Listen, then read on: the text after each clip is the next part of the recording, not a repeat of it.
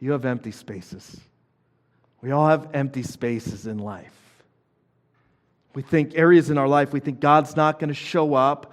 God can't fix it. It's not going to be good. This is just going to lead to disappointment. This is just going to hurt again. There's nothing here. It's just an empty space. And I don't know what your empty spaces are. Maybe you think an empty space is your marriage or your relationship, or maybe you think one of your empty spaces is your workplace, or you're feeling like you don't have purpose or meaning. Maybe your empty space is some friendship and you feel all alone. I don't know what your empty space is.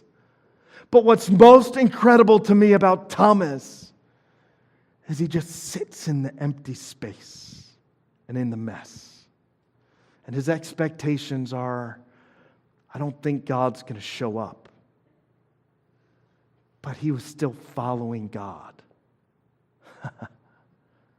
Like if you just show up, you keep seeking Him. You keep following Him in the empty spaces of your life. You just got to struggle through the questions and the doubt. Don't stop asking them. Keep asking them and pushing deeper. But seek God, not Google, for your answers. Keep in the mess. Stay in the mess. Keep holding on to a thread of hope, even if it's just a thread of hope. And if you're following Jesus, even though your expectations are so low, He is going to show up and surprise you. And there He is in the empty room. All the other disciples, right? They're like, yo, this is a space God can do some stuff in. Like He showed up here before, He can show up again. Like if he'd walk through that door again, He could walk through it again. Like he could do whatever. And then Thomas is in there thinking, he's never going to show up in this space. He's never going to be full. I'm never going to experience Him.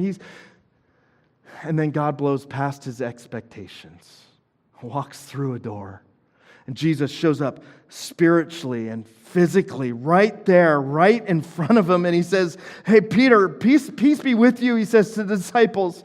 Like, I wonder if that was because they were scared or they were just like, woo, it's going off. Like, what? You know, like this is why.